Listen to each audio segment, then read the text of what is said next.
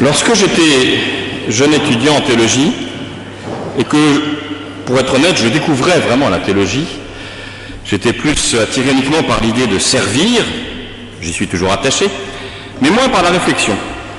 Et puis quelques rencontres avec quelques professeurs, mais aussi avec un livre, a suscité chez moi une envie de réfléchir, d'aller un peu plus loin.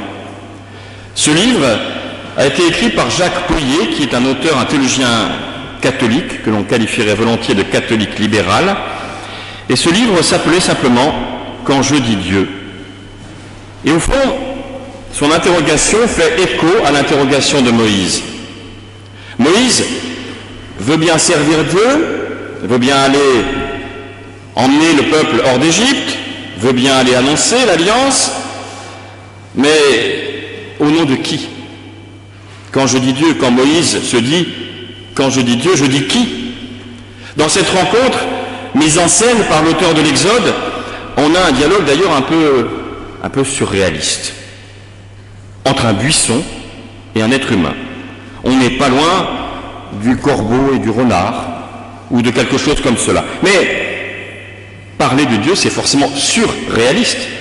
Imaginez qu'on décrive Dieu de manière tout à fait descriptive, réaliste, eh bien on ne parlerait plus tout à fait de Dieu.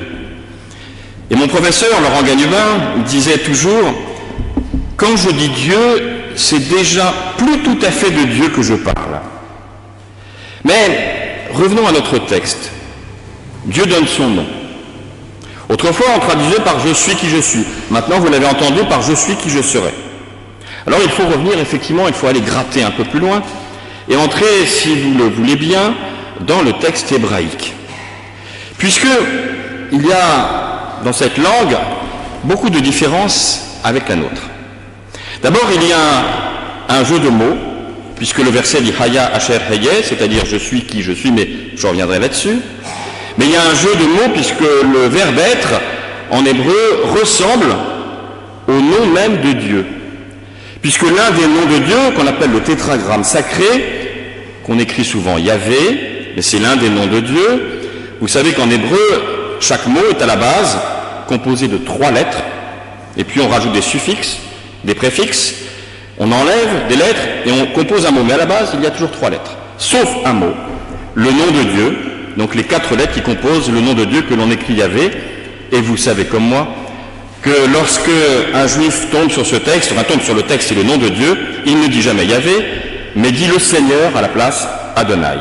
Parce que ce nom ne doit pas être prononcé. C'est donc le nom sacré de Dieu, imprononçable, et on joue, vous voyez, sur le mot être, le verbe être, qui ressemble étrangement à ce nom sacré. Mais surtout, en hébreu, le verbe être existe très peu, alors que vous savez qu'en français, c'est évidemment le verbe le plus employé avec le verbe avoir. Mais le verbe être existe uniquement au sens fort de l'être. Si par exemple je vous dis « je suis pasteur » et que je vous le dis en hébreu, eh bien je dirais « je pasteur ». À moins que si je vous dis « je suis pasteur », cela concerne mon être profond, mon identité profonde. C'est vraiment mon être pasteur à ce moment-là. Et vous voyez que ça n'a plus tout à fait le même sens. Et donc ce texte affirme en plus 2 fois le verbe être, affirmerait donc l'être de Dieu, l'être absolu.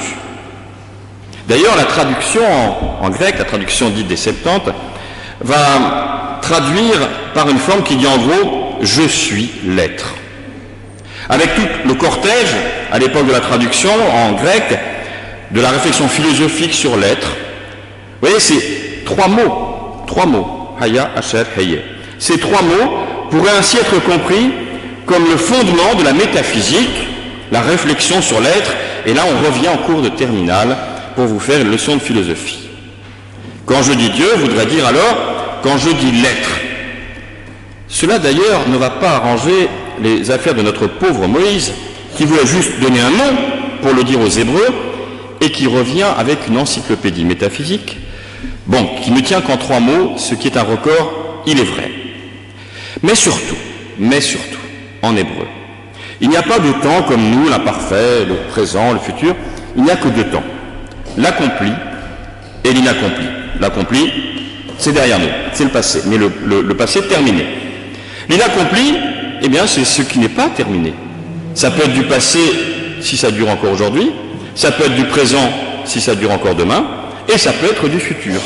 C'est durable, mais ce n'est pas encore accompli.